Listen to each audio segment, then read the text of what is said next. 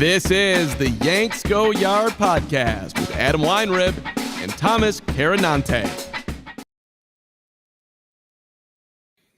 Welcome to the Yanks Go Yard podcast. Merry Christmas. Monday, December 23rd. Not Christmas Day, but close enough for you to say Merry Christmas, I think. But if I'm wrong, let me know in the comments. Who knows? The New York Yankees made it an early Christmas. Signed Paul Goldschmidt on Saturday afternoon. We all thought we knew that was coming, especially after the Christian Walker to the Astros thing went down, but it became official early on Saturday. And in the wake of that decision, every other first baseman changed hands. Nathaniel Lowe leaves the Rangers. The Rangers clearly intend to contend and reload next year. They add Jock Peterson. They add Jake Berger. The willingness to trade Nate Lowe, kind of a red flag to me, but maybe not to you. Josh Naylor goes to the Diamondbacks for essentially nothing.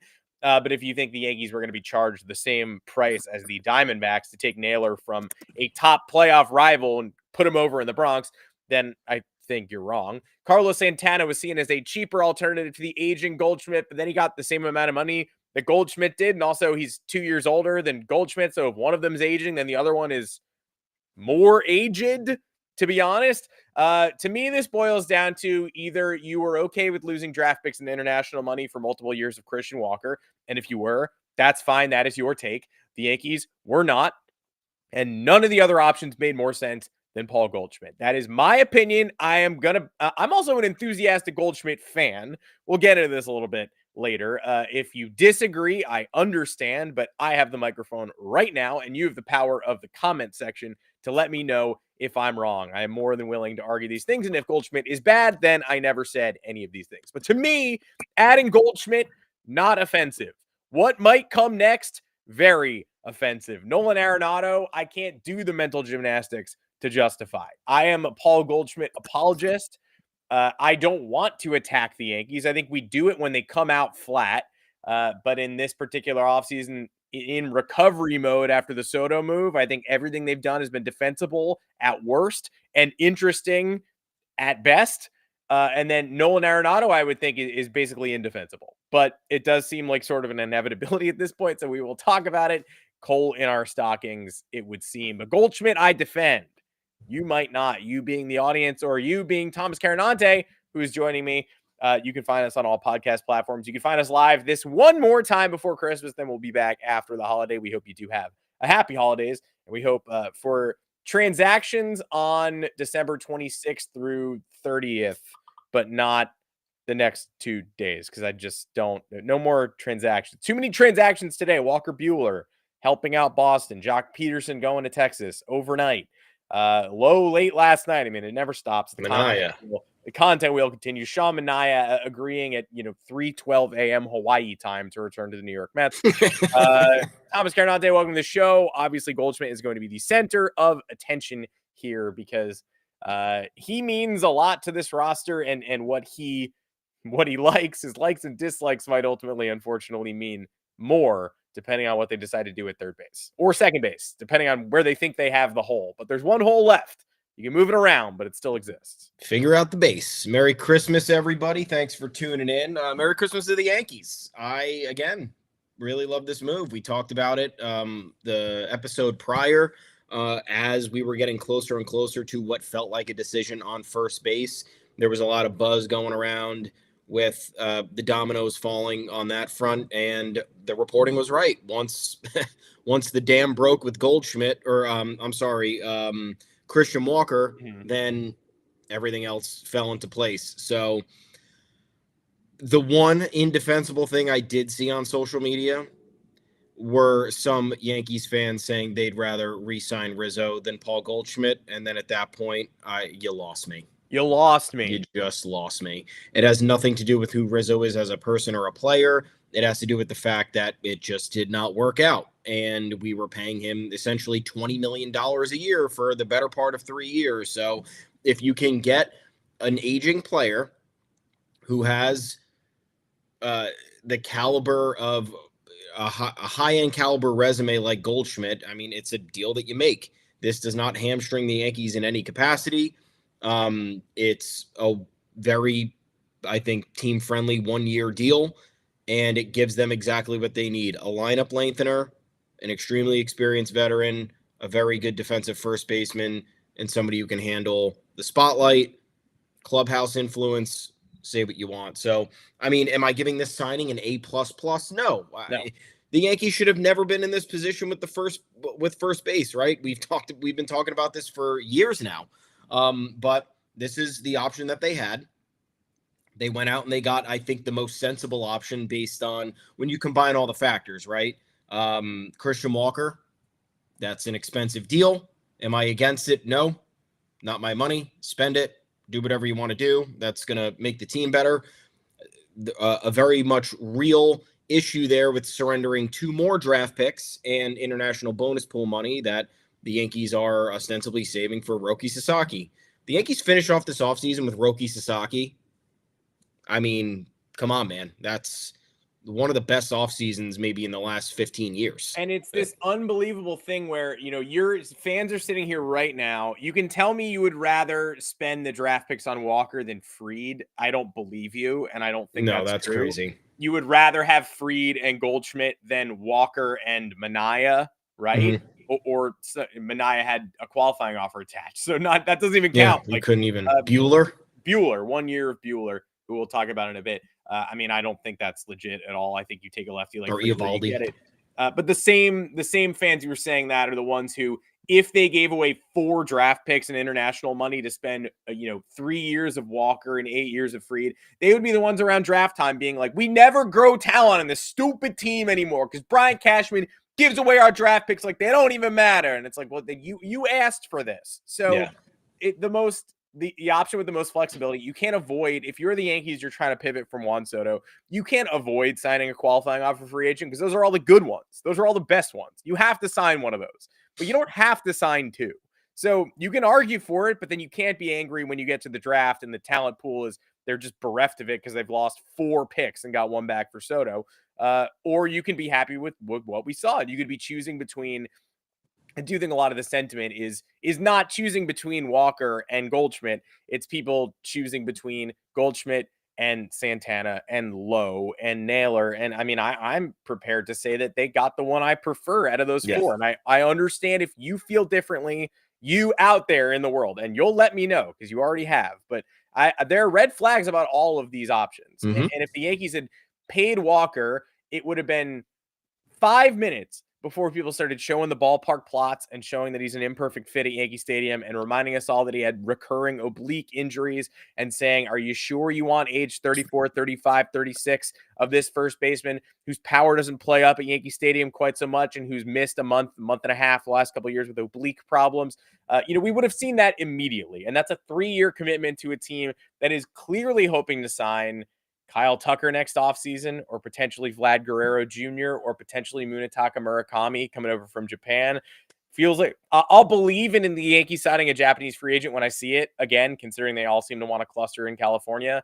But it's somebody if you can avoid tying up first base for multiple years, if Goldschmidt bounces back, which I do believe that there's a good chance that he will, then I think you'll be happy at the end of this year because I think there's more to come next offseason. And I think they'll have gotten not MVP level production from Paul Goldschmidt, but certainly not post-concussion Anthony Rizzo level of production.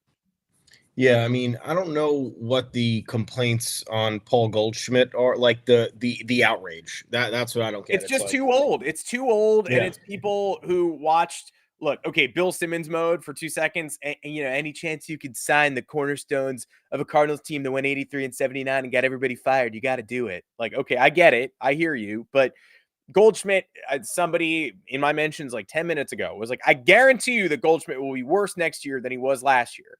Why do you guarantee me that when his best work was done in the second half of the season? Yeah. And when the Yankees ballpark is more suited to his talents, he had a 799 OPS in the second half. That Anthony Rizzo was a great Yankee in 2022. He was dulled post-concussion in 2023 and was never the same. The reaction time wasn't there. So if you're telling me to sign Rizzo, that Rizzo that you loved in 2022 is gone. You are not getting him back. You are getting leadership, but you are not getting the ability and the reaction time and the speed to be able to contribute on the field in the way that he once was able to. Paul Goldschmidt does not have those complicating factors. He has all the legacy stuff, all the clubhouse stuff. He worked one-on-one with Aaron Judge in the 2022-23 offseason after both were named MVPs of their respective leagues to get better. Judge has a mind meld with Goldschmidt. If you're worried the Yankees were losing something in the Anthony Rizzo, clubhouse fit and Judge partnership, then they're getting it right back in Goldschmidt.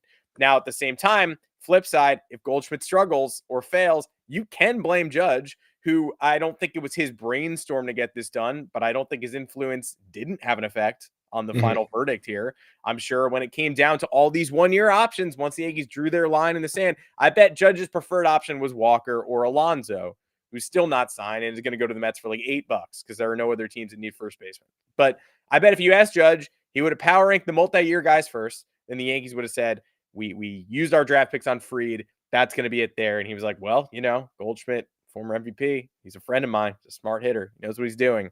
He probably got it across the finish line. When it comes to Goldschmidt versus Santana versus Naylor versus Lowe, was Goldschmidt your number one in that group of four? Yeah. For me, I mean, I know you're getting diminishing returns here, but we've been throwing this term around because we've been dealing with a lot of these talents, but he's one of the best hitters of his generation, one of the best first basemen we're going to see in our lifetime. So, I mean, when you have the chance to acquire that and roll the dice on him finding the middle ground between 2022 and 2024, which I think is a safe bet for only spending money, not costing draft picks, not surrendering assets in a trade. That was the move for me. In terms of Naylor, I like Naylor. Potential chemistry upender. We've talked about this before when they brought in Josh Donaldson. It was like, why are we doing this? And the talent's going to outweigh any negative chemistry effects. And the talent was terrible. Yeah. So, yeah, no. it was. Yeah, I mean, and Naylor, again, I think a good baseball player. Don't think same value as someone like Paul Goldschmidt. Like, secondly, any player at any point in time can just have a bad season. We've seen it. We've seen it for the last 7 years with the Yankees. You sign a guy who has expectations, could be in his late 20s, could be totally fine, and then bizarre regression out of nowhere. And like, part of that, is it the Yankees' fault? Maybe. I don't know. They keep running into these guys, but like, don't pretend like Josh Naylor coming here was the answer. Nathaniel Lau, I liked. Or is it Lowe? He's Lowe. He's Brandon Lowe. Lau, yeah. Brandon is Lau. That's assets you have to surrender for someone who, again, rising arbitration costs. He's a Super 2 player, so he's ARB 3 this year, and it's close to $11 million. Is he $11 million plus dollars to you? I don't know. Like, again, it's all very comparable for the most part. And then in his final year of arbitration, that's going to be 15 to 18. It's going to be a lot of money. So again, it's avoiding the longer term. And Carlos Santana was the only other option, in my opinion, when you're looking at these players, right? It's like, okay, you need to get an experienced person at first base who is a good hitter, or at least a reliable hitter, and who can hold down the fort defensively and not bog down the payroll for the foreseeable future, because the Yankees have now they added Max Fried. I don't know if there's going to be any contract extension talks with Devin Williams, which he mentioned in his introductory presser. We'll see how the first few months of the season go, I guess. But there's no reason for a position as expendable as first base in terms of your ability to get solid talent there. It's like outfield. Like, I'm not saying throw any random guy at first base or throw any random guy at outfield, but those are the positions where you can get the best bang for your buck, and they're the deepest when you look at the trade market, when you look at free agency and what have you. So for me, it was Goldschmidt all the way. I didn't really see any other option with how, and again, it's moving with simplicity. The Yankees have so many moves that they have had to make this offseason to then throw a wrench in draft pick international bonus pool money with Walker. Seemed like extra gymnastics they didn't have to do. Signing Pete Alonso to a long-term contract, further bogging down the payroll, putting concerns in for the next couple years when they have this competitive window. Seemed like a lot of work. Carlos Santana was the only other, you lift a finger option and it was done. Naylor, got to work out a trade. Lowe, got to work out a trade, surrender assets. All these teams don't view the Yankees farm system as highly as they do these other organizations. So you can't you don't have the upper hand there. Look at the trade talks that had went down. The Yankees offered, when we get to Arenado in a second, they just tried to offer Stroman for Arenado straight up to just save the Cardinals some money and get and do a bit of a salary swap. Look at the Cody Bellinger trade. Cody Poteet and $5 million headed the Yankees' way. So clearly, A, the Yankees don't want to surrender assets. That's what they're telegraphing to us at this point. And B, they're being super stringent in terms of what they're even going to give up on the major league side of things. So why are you going to force a trade for a position where it's just like, are these guys that much better than the options in free agency? Save your assets for the trade deadline when you figure out what this team has. To me, that's the whole point of this. But I know people are going to disagree, but I mean, absolutely cannot even argue Anthony Rizzo over Paul Goldschmidt. It's insanity. What we have just dealt with in terms of all, and again, not Rizzo's fault, issues that have happened beyond his control. Yeah.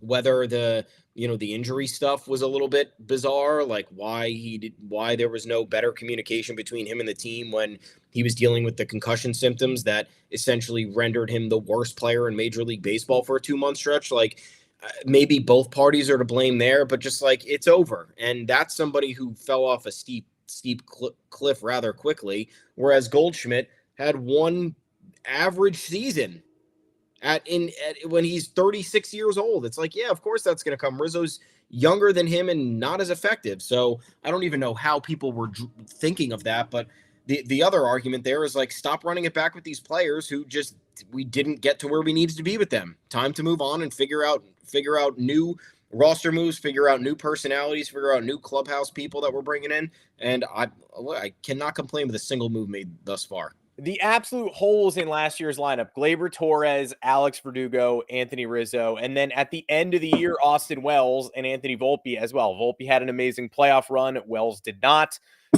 Torres had an amazing playoff run, but April through September, that's basically an empty spot. There are 3 near automatic outs in that lineup. If everyone's healthy, Stanton was out for a while. You're adding more, right? The Yankees are minimizing the amount of automatic outs in the lineup. Right now, it's basically right down to that DJ LeMahieu, Oswaldo Cabrera platoon, which they're still looking for something there. I would be shocked if that is what happens and where we land on opening day. Again, I think spare your outrage on the fact that they left second or third uncovered until they actually do. Career is also not linear, right? Goldschmidt had a 115 OPS plus in 2019 in the heart of his prime and was worth 2.6 WAR, and it was his worst season. It was coming off an 8 WAR year in Arizona, 5, 6, 5, and then 2.6 in St. Louis, right? What happened? It's the first year post-trade, 34 homers. This is the beginning of a downward slide. What's going on? 2021, back up to 6 WAR. 2022, 7.7 and an MVP and a 177 OPS plus. So the age is a factor here, and it's probably what most people are looking at, but Goldschmidt swinging and missing last year threw off his numbers. When he made contact, it was hard contact. He made a lot of contact against left-handed pitching. OPS in the 830s, 799 OPS in the second half. His most recent work was much better than the way he started his season. And I'm a believer in Ben Rice, too. I don't think Goldschmidt is a platoon guy, but if it gets to the point where they decide that he is, I think Ben Rice is a pretty good option and a pretty good platoon partner for him. So they're not going to start the season that way. But Goldschmidt is not the kind of guy who's going to tear up a locker room if he's having a terrible year in May and they go, hey, we're going to switch things up. Rice is going to get more reps. He's not going to throw a chair. You're not going to have to lock him in a sauna, Domingo Germán style. He's going to fit in the locker room.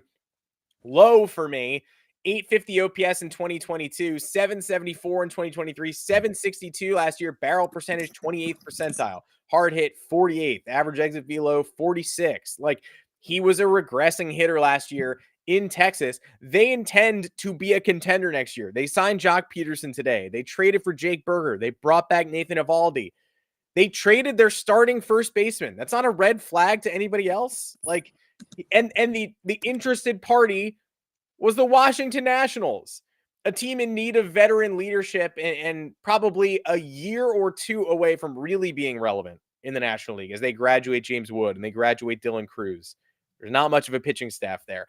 I like Lowe, don't love him. And you'd be hearing all these things if the Yankees had made the trade. Well, why did Texas want to get rid of him? Well, look at all that blue on the Savant page. Yep. Why did they regress so much last year? Okay, not for me. And then Naylor, in last season, Naylor hit 30 homers. He's a cleanup hitter of the Guardians. You're all looking at Naylor like he's the savior. They didn't want to trade assets to Cleveland, who guaranteed would have asked for more than Slade Ciccone and a round B pick from the New York Yankees. Like these trades don't take place in a vacuum.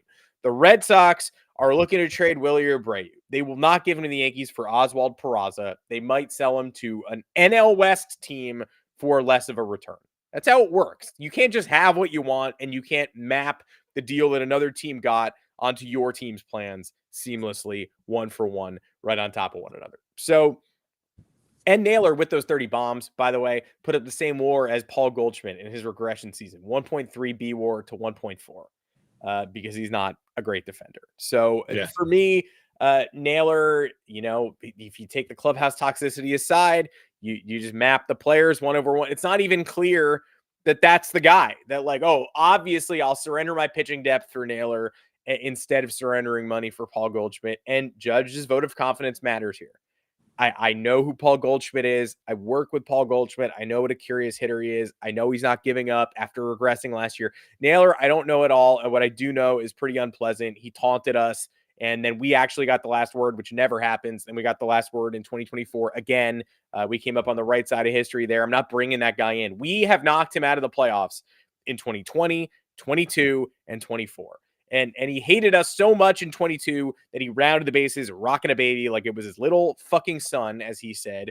Garrett Cole won that game, and the New York Yankees won the next game too. So rock that little baby to sleep. Do not let him in that door. Don't bring him in here. So they have options they like more in free agency next year. They would rather spend money than trade pitching depth for Lowe or for Naylor. They made that clear. They already traded a bit of their pitching depth for Bellinger, and they'd like to trade a little bit more, specifically Marcus Stroman, if they can. So the less you can do there, the better. And I get it. I'm in favor of Goldschmidt. And Goldschmidt versus Santana, right?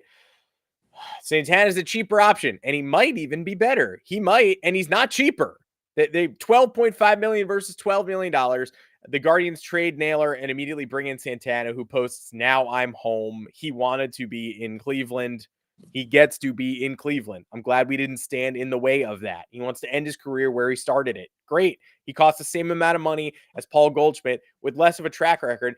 And he's 2 years older. I'm not sure what makes everybody think that the age 37 guy who regressed a little bit at age 36, but is a former MVP and his true talent level is better than Santana. I don't know what makes you think that guy is just on the regression highway and next year will be worse than the year before versus Santana having a bounce back at age 39. Like that's sustainable. We just believe like, oh yeah, 2 years older Santana is going to be, there's no way he's not a lock to be as talented as he was last year. But Goldschmidt, yeah, downward spiral, it's over. So for me, they made the right decision out of those four. You can argue Walker versus Goldschmidt.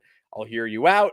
There is a chance Walker outperforms Goldschmidt next year. If you want to say the Yankees don't need to care about draft picks and don't need to care about international money, that is a stance. You can take that stance. I think losing 4 draft picks is a little bit uncomfortable.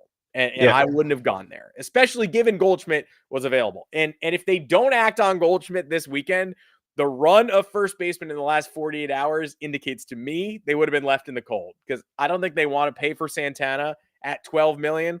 And I don't think they wanted to pay the trade cost for Naylor. And I don't think they liked Lowe that much. Yeah. So I'm pretty sure that if they don't sign Goldschmidt exactly when they did, they're left in the lurch with Anthony Rizzo or with Ben Rice starting on opening day. Yep. I'm kind of baffled because in a good way, because the Yankees are making the simple moves. They're making the moves that make the most sense, in my opinion, or at least in most fans' eyes. Again, I don't think there's that much infighting over Paul Goldschmidt. To me, the argument was always Goldschmidt or Santana, and it was just, what's your preference? Well, but then you did have some people who were like, Goldschmidt and Santana, get Bregman. Just spend $200 million on every player. Get Bregman, get Walker, get Santander, stick him in left field, forget Jason Dominguez. Like, I hear you. If you want the Yankees to be the Yankees and put a high price free agent at every position, sure. But the Dodgers spend like crazy, and they don't do that. The Mets spend $760 million with escalators on Juan Soto, but they don't do that. They get a Mania type for the rotation. They got Clay Holmes. Like there's not this, and that's sort of the ridiculous end of the spectrum. That's what spending a ton looks like these days. There's no team that just goes into an offseason and spends on high-priced $150 to $220 million free agents at 5 straight times. That's not something that happens. No, and you want to hear my hot take, which I thought about over the last couple of days? I do. If you knew Christian Walker was getting paid that much money, and you knew there were limited suitors for him, and you knew one of them was the Houston Astros, let him go to the Houston Astros. Why? Now the Astros are paying $40 million for a first baseman, because don't forget, Jose Abreu is still on their payroll. Yeah. Secondly, the Astros this offseason have now officially disrespected 3 of their most productive players in franchise history. So they trade Kyle Tucker. Alex Bregman has been apparently presented with a $156 million offer that the Astros are not budging on. 50 to $70 million below what he's worth and what he's going to get. Yeah. And not only is that offer below that he wants to get, but then they go out and they spend $20 million AAV on an aging first baseman, who, again, I like Christian Walker. I'm just talking about from an investment side of things. If it was going to be more than a 2-year deal, it was hard, in my opinion, it was hard to justify that money. You also look at the Astros, who kind of need to rebuild in a sense. They just gave up draft picks and international signing money. Their infield is now going to be just as, it didn't improve, in my opinion. Yeah, you got Jose Abreu out of the picture last year, and now you import Walker, and then you replace Alex Bregman with Isaac Paredes, and you get rid of Kyle Tucker.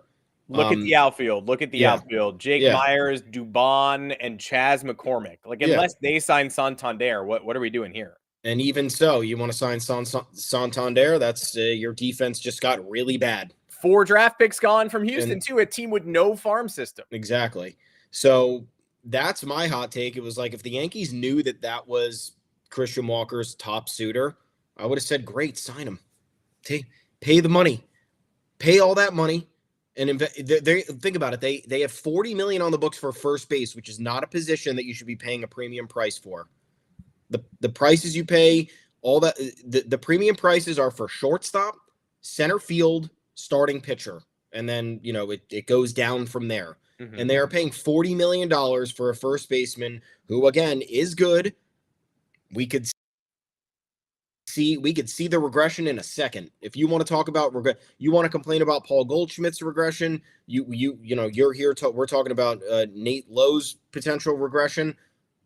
I don't know why Christian Walker wouldn't be considered a regression candidate with where he's at in his career, and now, we will see how he performs in a larger market. But I think there could be a little bit of a night and day difference when you're talking Arizona and Houston, or if you were just talking Arizona and New York. Stakes are higher. Goldschmidt, yes, played in Arizona, got dealt to St. Louis, big market, a lot of pressure there, especially with what they were going through at the time of the trade. He delivered on his side of everything. The Cardinals, for the most part, were just not really efficient, and they had been chaotic at times. They went through a couple of managerial changes. There was some turmoil with their free agency decisions. Their front office kind of never seemed to be in lockstep with what was going on. So I don't know what it's going to look like for Walker on a perennial contender where the media is a little bit more intense. But that's another factor of it. It's like, okay, you're kind of investing $60+ million into a bit of an unknown commodity and a bit of a ticking time bomb in terms of, all right, when is there going to be diminishing returns on that? Christian Walker was a late bloomer, but then again, baseball players don't get better in their mid-30s. They either maintain production or they start to backslide. So again, you're looking at this crop of players. All of them were very imperfect solutions. You go with the one that costs money. You go with the one that has a median cost in the, the 12 to $13 million range. You surrender nothing else outside of money. And then you revisit what you have to do after that. Save the assets for another time. The Red Sox are a team who is, for some reason, continuing to explore the trade market, and they are neglecting the fact that they have all the money in the world to spend. They are they're continuing to try and deal from their assets in their farm system, which is one of the most valuable in the league. And it's like, you should either wait for that or you should spend money first to supplement free agents with this fruitful farm system and then start trading if the free agent signings work out, or if you believe you can better upgrade your roster at a later date. So that's just my philosophy in terms of building a roster and what makes sense and not jumping the gun too much. And the Yankees for a long time have taken the more complicated route with trading people, with locking people into big long-term deals, with, trying to do these off the cuff moves that are not what most people think is the obvious fit. And now they're kind of changing their philosophy after they had lost Juan Soto. So I'm loving the approach. It's different from what we've seen in the last few years. And this team needs different because it's been a lot of the same since 2019-ish and it's not working. So spice it up. Spice it up. I like everything the Yankees have done, unless, and we also actually have another trade to talk about. Jose Trevino got traded on Friday night. We'll wrap the show by talking about some of the recent moves, but it does feel like the most pertinent thing here is, okay, I like Goldschmidt. I'm getting the Scherzi. If you don't like Goldschmidt and you're tolerating Goldschmidt, I get it. If you preferred Christian Walker and you don't care about draft picks, I get that too. If you want the Pete Alonso FU move, fine. I think that one has a higher probability of looking worse in a couple of years. There's merit to, in my opinion, any of the first base candidates, but I think they picked the best one of the 1 years, and I'm glad they picked a 1 year. That's where I'm at. Cody Bellinger is a player I did not want to sign to a mega deal last year. Well, good news. We didn't. We got him on a 1-year audition, and there's almost no way he's worse at Yankee Stadium than he was last year at Wrigley Field when he was a huge upgrade on Alex Verdugo, offensively and defensively. Verdugo has an unearned reputation for being a great glove. He was fine. People like to point at that catch he made crashing into the center field fence against the Orioles. That was like a 85 to 90% probability catch that he made look really hard, and then he rammed headfirst into a wall. So not for me, not my guy. Max Fried, I don't care about year 7 and 8. I care about maximizing Aaron Judge's prime. They did that. Devin Williams trade. I love Caleb Durbin. I wanted him starting at second base next year. The Yankees got the best closer in baseball. So I'm not arguing with that. I like every move they've made, and I like using, that was a great way to use Nestor Cortez to your advantage. Someone I'm not even sure is going to pitch next year. It might be a plan B. It might be a cope. You want Juan Soto. The team is not better without Juan Soto. They are deeper right now. Deeper. Absolutely. Lower ceiling. Juan Soto is an MVP, future Hall of Famer, future top 15, 20 player in baseball history. Maybe, if everything goes right. Maybe. I don't know. Citi Field, things happen when people go to Citi Field. I would prefer Juan Soto. But the Yankees are a deeper team now than they were at the end of last season with Juan Soto. And they're a deeper team now than they would be if they had re-signed Juan Soto, because Fried's not coming. Sorry, he's not. I like everything they've done so far. I would have liked Juan Soto too. They trade for Nolan Arenado. I hate that. I do not like that at all. It's not even Nolan Arenado from 2019, 2021. Phenomenal. Gold Glove doesn't even begin to cover it. Special defender. And it's true. For me, the only positive on Arenado is that the Yankees lived and died with their defense last year. More often than not, they died. And adding his glove at third base for only the next 3 years. Someone in our Twitter comments is talking about how it'd be preferable to paying Bregman. Sure, that's what you think. Again, I couldn't care less about years 6 and 7 of a Bregman deal. I just care about 1, 2, 3, 4. I care about the Judge Cole prime years. And I feel like if Bregman's regression is coming, it's probably not coming this year or next year. You're going to get a couple of good years out of that deal. But they're not going to do that, so we don't even really need to think about Bregman. That's not even a comparison you have to make. He's not going to be a Yankee at this point. That's not happening. He qualifying offer guy. More draft picks for a guy who you're not even sure really fits. It's not going to happen. So the only positive on Arenado, 2, I guess, clubhouse culture. Judge likes all his Instagram posts. Goldschmidt is his good friend. Sure, clubhouse culture, fine. And the glove is legit and is probably going to hold up nicely for the next couple of years. But ballpark fit, worse than Bregman. Somebody heat mapped it and very helpfully did so. I want to credit them.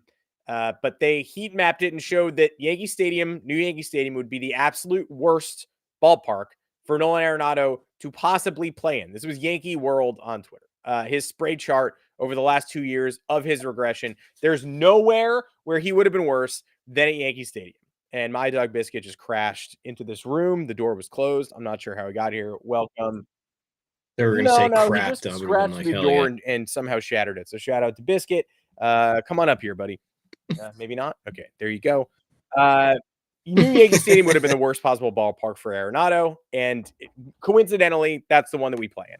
So, oops. For what reason? Just the power gap. The gaps don't play towards his strengths whatsoever. Yeah. And you play 81 games on the road, but you're actively welcoming in a 3-year commitment. Yeah, and he's a pull hitter, right? Yeah. So Goldschmidt kind of goes to all fields, and that was the other thing I was looking at too with Lowe. He doesn't really pull the ball that much. So it's like if you're getting a lefty and it's an oppo hitter in Yankee Stadium, what are you doing? You might as well get the righty. People were also giving us, why wouldn't you want to pair elite defense for only a 3-year commitment with average offense? Well, first of all, average offense is that's what you're targeting these days. Like, no, I'd rather. And we're also doing now the lowest common denominator, lowest bar argument. Would you rather Arenado than a DJ LeMahieu, Oswaldo Cabrera platoon? Well, yeah, no kidding. But also, I'd like to shoot a little bit higher than that. So if those are my options, taking on Arenado or starting DJ LeMahieu at third, then yeah. But right now, I've got Jazz Chisholm and Brandon Lowe. Like I can get a second baseman. I can get would I rather have 1 year of a rise over Nolan Arenado? I think I would at second. It's tight, but I think I would. Willie Castro, Brendan Donovan, there are all sorts of people who play second base, utility players who play around the diamond. You don't have to just settle for average offense. And most importantly, there's a good chance you're not getting average offense because the metrics are ice cold. And there's a reason for it. Hard hit percentage, 12th percentile last year. Barrel percentage, 6th percentile. He hit an empty 272 with a 719 OPS last year. And he fought a back injury in 2023 that caused him to miss significant time and had people last year wondering, is it the back that's holding Nolan Arenado back? I am not getting a player who's aging into baseball middle age. Right now, he's in his early 30s, still 33. Yeah, I absolutely am. He's 33 right now, but you're getting 34, 35, 36 of a player whose back is beginning to let him down, which is usually not correctable. And the offense was average last year, but would have been below average at Yankee Stadium and is probably only getting worse. There's a chance for a bounce back, but there's a far higher likelihood that you get a Gold Glove defender for the next 3 years who's between a 90 and 100 OPS plus with no pop, no slug, the opposite of what this team needs. So I am a huge no on Arenado. I don't even know what you'd give up for Arenado. The Stroman Arenado swap was hilarious because Marcus Stroman is pretty much the only thing I would consider giving up for Nolan Arenado. If I'm throwing in even an Oswald Peraza or an Everson Pereira or pitching depth from the lower levels of the minors, I'm going to need a lefty reliever from you too, St. Louis. John King, JoJo Romero. I don't know what you can give me. You want to expand this big time and include Brendan Donovan? Fine. I don't think you want to give up Brendan Donovan. I'm pretty sure he's off limits. I'd love him. But I'm not giving you a single thing of value. That's why we're laughing. We are laughing at the Stroman thing, but also like I have the same position as the Yankees. If you want to take on Stroman and give us Arenado, then I'll try it out.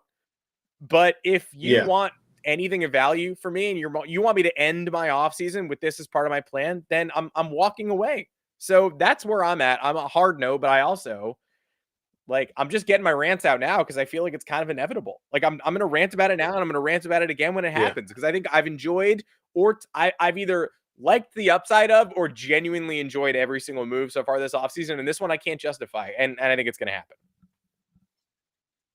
Yeah, I'm definitely not as against it as you are. And that's probably just because I need any semblance of productivity there. And I know the back issues are a concern. The ballpark dimensions are a concern. It is what it is at that point. I think, again, if Arenado is not a featured member of this lineup, there's going to be ways for him to benefit greatly. That said, it all depends on the price. It all depends on the trade package. Because, again, the Yankees shouldn't be in this situation. There were a lot of third basemen they could have signed over the years, and they opted not to. And they have had an imperfect alignment ever since.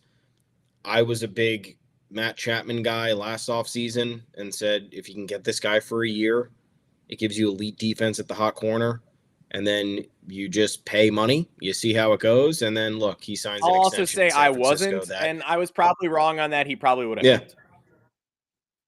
Yeah, I mean, look, there were problems too at that point, right? The Yankees were too right-handed heavy. They didn't need another strikeout home run guy, which is what Chapman was. But I thought they needed elite defense, and that was more important than the offensive profiles, which they could have fixed in a number of other ways by, for example, trading Gleyber Torres, which is something they should have done, which was introducing Jason Dominguez earlier in the year and telling Alex Verdugo to go take a hike. It was finding a new first base option over Anthony Rizzo. It was putting Austin Wells in the catcher spot sooner than they did. So the moves were there for them to improve where they needed to.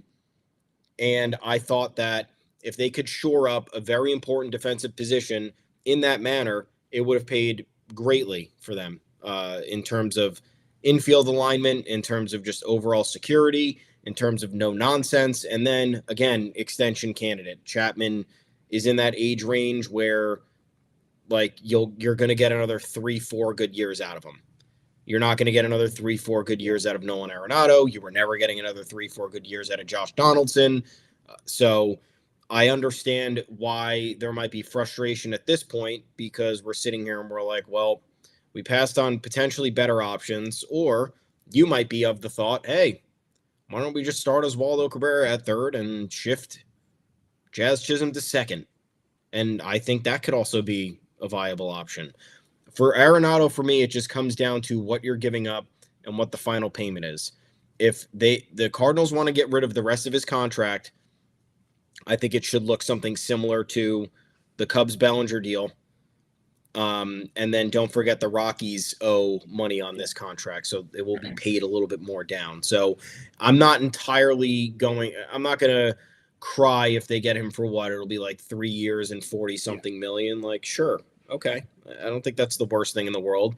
Am I worried about regression there? Absolutely. I am also, his 2022 season was also him and Paul Gold. I don't know how this team did. I was actually just doing this because the team's ridiculous and they both had their best seasons. Yeah. And then you check the rotation and you're like, oh, okay, I get it. Michaelis, Adam Wainwright in his last year, Jose Quintana was their ace, Jordan Montgomery, and Dakota Hudson was their number 3 starter in terms of bulk innings. Like they just built half a team. They like forgot to do the rest, and that offense deserved better. And they still got upset by Philly in the little 2 out of 3 playoffs. That's also the problem. That team found themselves in a tiny series and didn't hit, and they're out. Yeah. So for Arenado, I think he also brings other elements to the game. Yes, he's a right-hander, so the Yankees, in theory, don't need more of that. But he hits for average, and he doesn't strike out. And those are 2 things that the Yankees need. I understand we saw, declining numbers with his OBP and his slugging. I am going to attribute that to mostly the Cardinals' environment. Everybody took a backslide on that team. Almost every single player. Look at Jordan Walker. Jordan Walker was supposed to be one of the top prospects in baseball. Hasn't really panned out. Who else was in that outfield that we were trying to? Dylan Carlson ended up needing ankle surgery and wasn't really the same. Who's the Nate guy? Wait, who? Isn't that his name? Nate something. Who's the other outfielder we were trying to trade for? There's fucking 100 people on this team. Newtbar? You'd know off the top of your head. No, not Newtbar, but Newtbar I don't think had as strong of a season as they suspected. Alec Burleson. Nate Burleson. Yeah, Nate Burleson, CBS NFL commentator. Yeah. I could have eventually pieced that together. I apologize. I could have gotten there. Yeah. So you look at all these guys offensively, and there was just something going on there, and I think that you can't sit here and be like, oh, this was the sole reason, but there was clearly a trend because they didn't have a single hitter as an everyday player that logged more than 100 games hit for an OPS of 760 or better, which is insane. And you look at their younger players, they all kind of took a step back. It wasn't exactly linear for them. Like Burleson had an okay year, but he ended up being closer to league average by the end of it. Nootbaar actually had a solid year, but it looked like his home run numbers kind of diminished a little bit.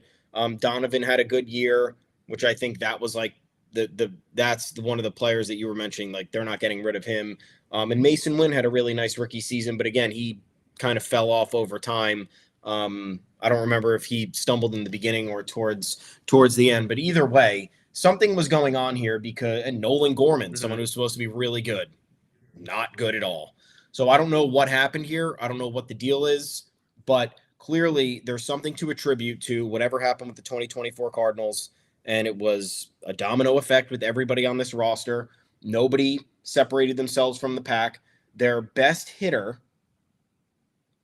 by looking in terms of everyday players, so Wilson Contreras missed time with an injury, played in 84 games. He had a 136 OPS plus and an 848 OPS in those 84 games. So that's good. You go down the line of their other starters, Goldschmidt, 716 OPS, 98 OPS plus. He had the hot second half.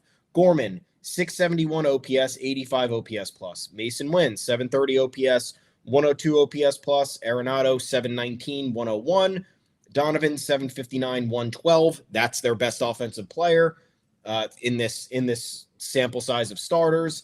Michael Ciani, never even heard of him, 570, 61. The comments want him. Awful. Somebody in the comments just said they Nootbaar. want to trade Trent Grisham for Ciani, though. I don't know. I'll sure. I Okay. mean, Grisham for Ciani, fine. Yeah. Sure.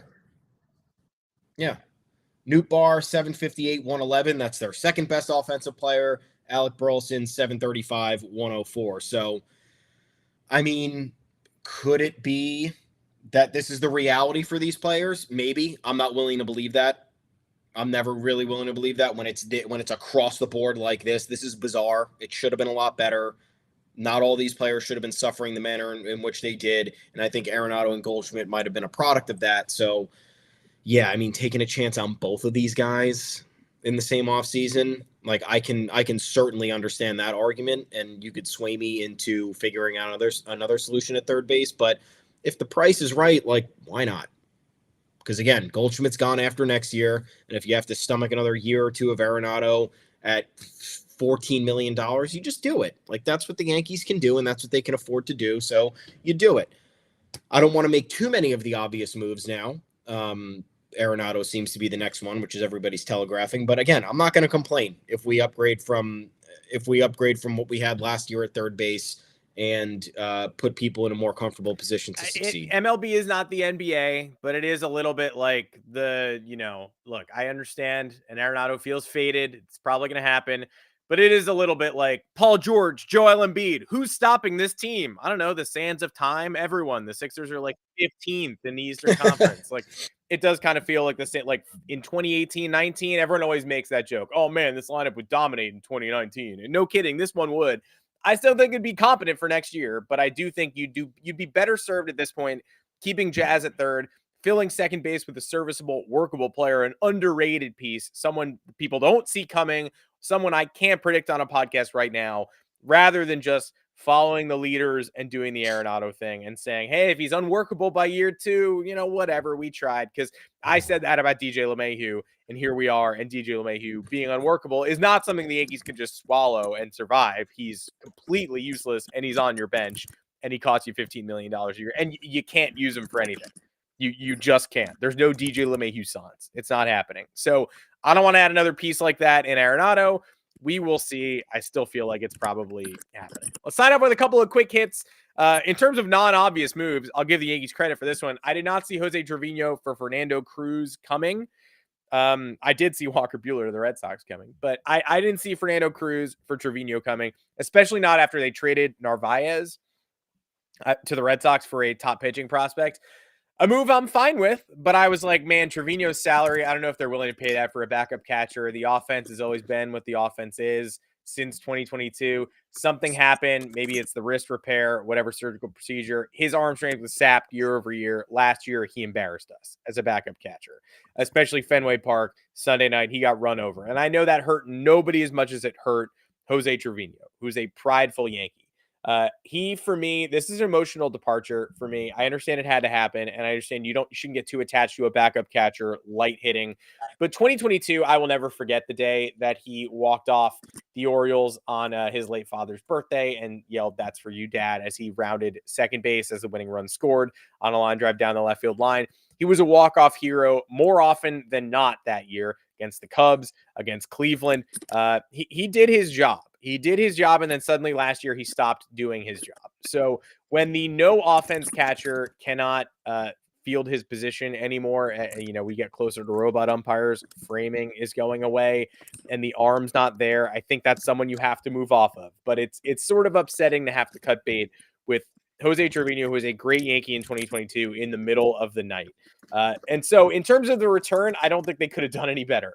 Because I don't know, I wasn't even thinking value for Trevino. I was thinking pure dump. And Fernando Cruz, NL Central fans and Reds fans, you are free to tell me, oh, good luck, woefully inconsistent. You never know what we're getting on one night-to-night basis. But first of all, we heard the same thing when we got Clay Holmes, and he was a little bit more than inconsistent during his time with the Yankees. He fell off as time went on. He was an all-star closer, deservedly so in 2022. Undeservedly so in 2024, but he was one of the best closers of baseball for a couple of years there. Cruz, that's not the expectation. The expectation is lot of whiffs. He might have the best splitter in baseball. 109 strikeouts in 66 and 2/3 innings last year. Not a typo. 109 strikeouts in 66 and 2/3 innings last year. There is a 4.86 ERA for a reason. He is not going to become your eighth inning guy overnight, but there's a chance he evolves into one. And the Yankees have a splitter unlike anyone else's in the game in Cruz now. Another top 5 splitter in Leiter Jr., who I think will be better next year than he was last year. The best changeup in baseball in Devin Williams. Swing and miss from Jonathan Loaizaga. Not as much as you'd expect from a guy who throws 100, but a modicum of swing and miss. They lack lefties. That could come in the Arenado deal. It should come from Tim Hill in a matter of minutes. I'm just waiting. Where's Tim Hill at? We could use him. But no swing and miss in the bullpen last year. Lots of swing and miss all of a sudden in just one fell swoop this year. So Cruz, I'm not bringing him into the 8th inning of a World Series game up 1 just yet. He's got a whole year to show me. We've got Luke Weaver in the back end mix, by the way, again, as well, in case you forgot that we had Luke Weaver. Oh, yeah. He's not my closer. He's not my setup man. He's just a guy with an unmatchable weapon that all of a sudden I can use and try to maximize. If it doesn't work, and if he's still got a 4.8 ERA at the end of the year, still worth Trevino, in my opinion. This is a masterstroke trade, and even if it doesn't work, I'm still going to say, salute, good job. I agree. There were too many catchers on the roster. Didn't need the most expensive one, especially one who was hitting free agent. He's free agent after this year. And they are now probably, they have JC Escarra on the 40-man. They have Flores, who's a top 30 prospect, who's not on the 40-man, but is coming. And they have another sort of a catcher. They've got 3 catchers on the 40-man right now. I think Escarra gets the leg up as the opening day backup, and they like him a lot. And so if they like him, great. I'd like to see it. Backup catcher, you just have to be confident. Yeah. Competent, play 1 to 2 times per week. That's it. The Yankees are clearly loving what they see in Austin Wells, and I think I would also argue Jose Trevino deserves a bit more playing time, and I don't think there was a path for that on the Yankees unless Austin Wells were to have gotten injured. So he's heading into a contract year. Part of the favor of moving him in a contract year is like, look, go to another place where you might have a little bit more of an opportunity. Your free agent value might improve, and that's that. Like, I like Jose Trevino a lot, really do. Great attitude, great work ethic, exactly the kind of personality we needed to have in New York. Unfortunately, his time here didn't really overlap with the most successful. I understand that they went to the ALCS in 2022, but that felt more of like a fluky type run than anything. 2023 was obviously a disaster. 2024 showed the gulf in between the top NL competitors and the Yankees. So For as much as Trevino delivered on his or on Brian Cashman's trade with the Rangers those few years ago, like he was a 2022 All-Star, he offered very good defensive catching. He got clutch hits towards the end there. The bat disappeared a little bit and his arm strength went away. So if you are going to capitalize on moving a distressed asset who's heading into his final year of arbitration eligibility, you just got to do that. It's part of the business. So they get rid of the $3 million. Every dollar is going to count, man.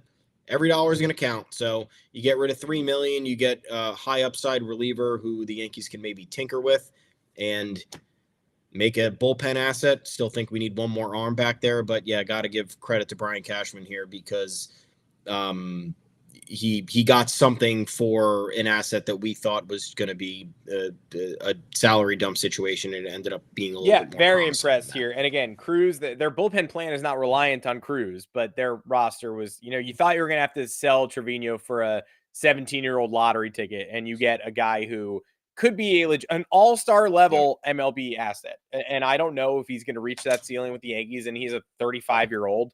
This is not a kid.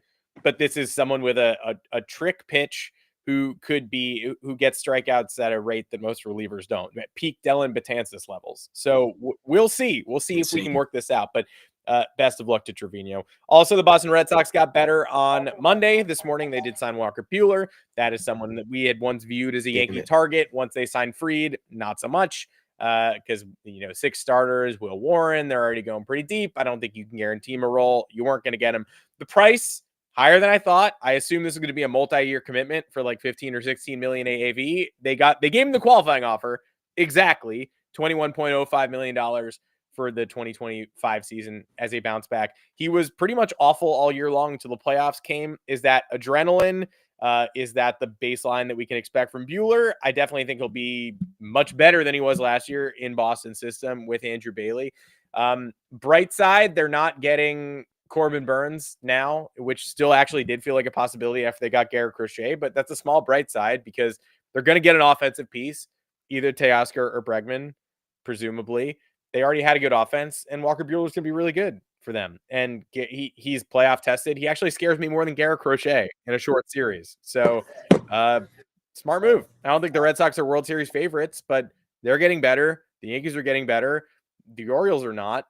The Jays are an abomination. The Rays are going to be the Rays again, whether that means they win 89 games or 74. They're a wide range of outcomes from the team that plays at the Yankees spring training facility.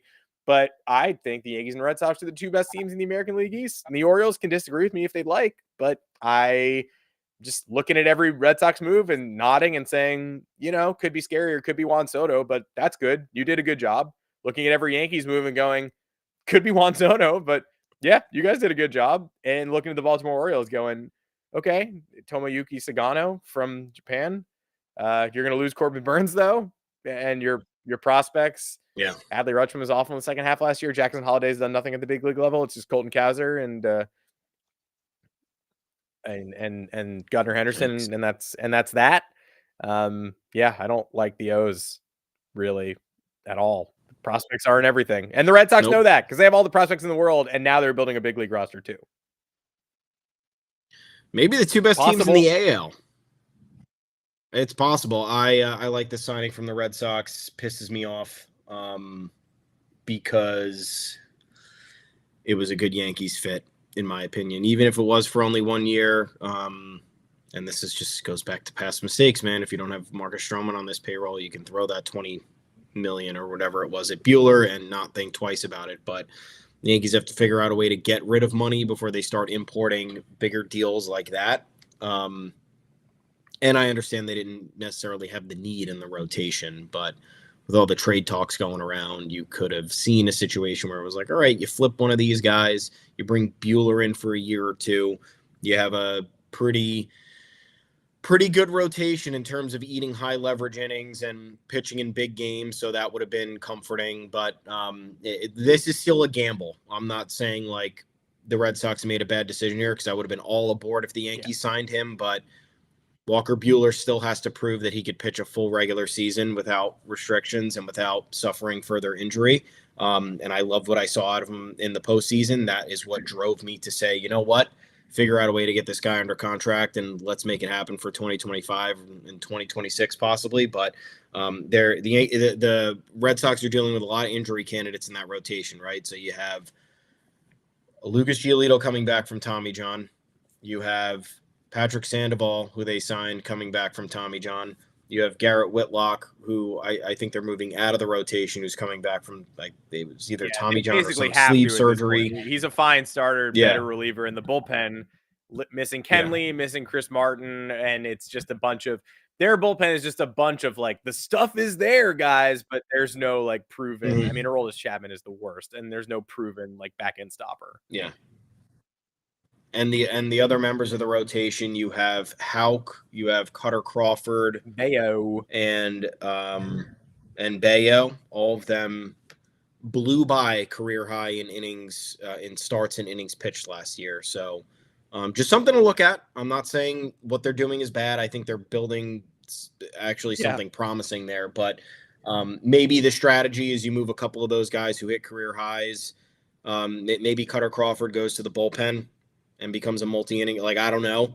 But the other option is obviously you sign the good philosophy. You sign as many starting pitchers as you can, and hopefully that works out for you because it's the most important asset in the entire league. So damn it on the Red Sox for signing Walker Buehler, but at least it wasn't cool. Yeah, I mean, again, two best teams in the American League is not outlandish. And everyone talking about, oh, the Red Sox should bring the rivalry back and sign Juan Soto. No, that would have made the Red Sox way better than the Yankees. It would not have brought the rivalry back.